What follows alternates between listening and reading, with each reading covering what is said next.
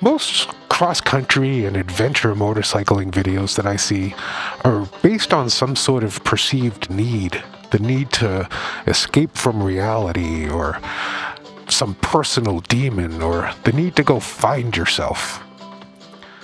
Sometimes it's okay to just go for the hell of it.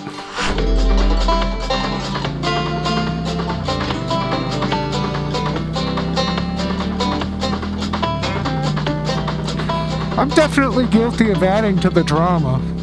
I've made my fair share of videos where I've talked about such things as, what bike am I going to take? Oh my god.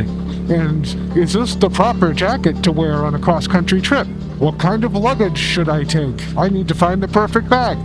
I get it. I, like a lot of people, tend to build things up in their minds to a level that they don't quite deserve. Yeah, going on a 10,000-mile motorcycle adventure is a thing, and it's not something to be taken lightly. But it's also not something to obsess over.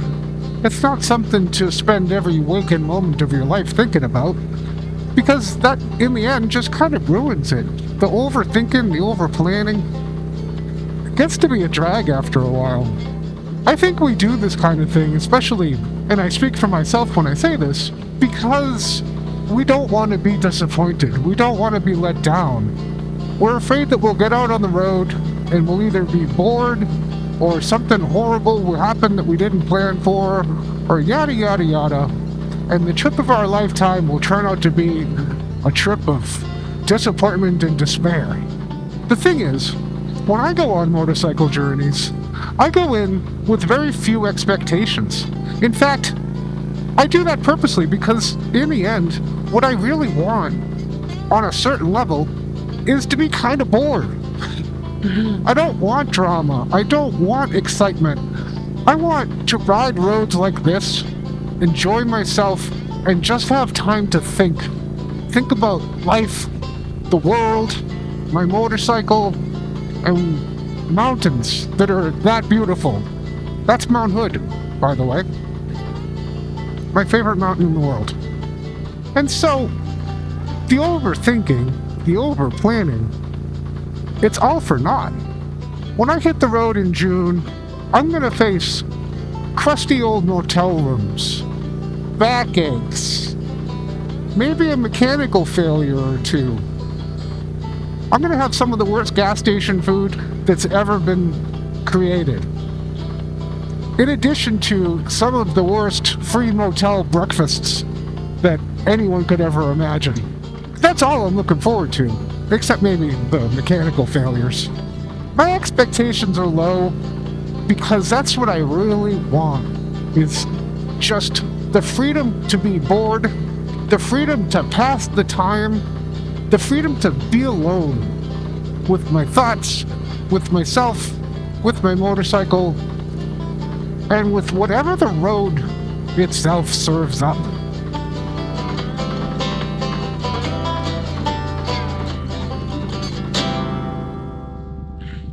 To a certain extent, if I came back from my journey and had a million stories to tell and said it was the most exciting thing in the world that I've ever done, in a certain way that would be a failure. Because the whole point of going on a journey like this for me is to relax and have very little drama.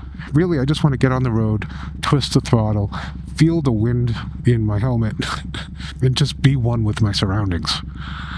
I don't need nightlife. I don't need people riding with me. I don't need great food or luxurious accommodations. I am happiest when I'm in motion. And to be in motion most of the time is the thing that I crave when I go on a motorcycle journey like I'm going on in June.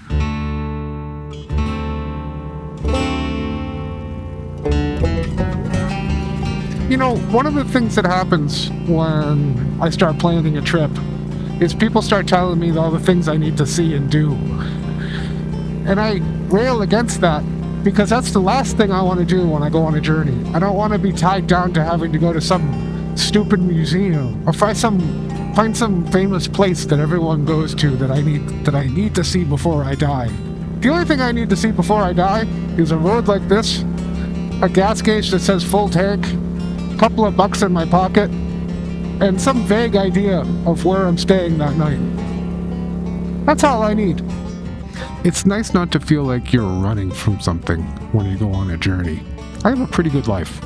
I'm not trying to run away from a terrible marriage or an awful job or financial ruin or anything like that. I'm not looking to run away from anything. I'm not trying to find myself. If after 53 years I haven't found myself, then I don't know what to tell myself. I'm not looking to squash some inner demons or anything like that. All I want is to do nothing for 4 weeks, except be completely free to do what I want. For me, a motorcycle trip is the ultimate privilege. It's a great chance for self-care. And by self-care, I mean just being with yourself alone in your own thoughts. Completely self-reliant. No chase car, no friends in front and behind you holding you up or speeding you up or stopping every 5 minutes to take a picture or anything like that. It's one time in my life that's completely and 100% about me. And sure, that might sound a little selfish, and it is. But it's okay every once in a while to be a little selfish. And a cross-country motorcycle trip is the perfect opportunity to take a little time for yourself and be selfish. Packing on top of that, this whole responsibility to go find yourself or, climb every mountain, that's a lot of pressure. And it's pressure like that, for me anyway, that can completely ruin a trip. Last year, when I did this trip, I tried to avoid as much as possible making any sort of commitments. I had a bunch of people that wanted to hang out and stuff like that and who I genuinely wanted to see, but I felt like making those commitments would put me on someone else's timetable. And I didn't want to be on someone else's timetable. I wanted to be purely 100% on my own timetable. Again, completely selfish and completely okay. This year, I am going to stop a little bit and smell a rose or two. I am going to stop and hang out with some people that I'd really like to see. But hopefully I'm going to find a way to do it on my own terms. Something where I don't have to be at a place at a very specific time, or even more important, if I need to cancel, I won't feel guilty about it. I think that's the biggest thing for me when I travel, is the fear of letting someone else down. And I don't want to fear letting anyone else down, because that would completely ruin a trip for me.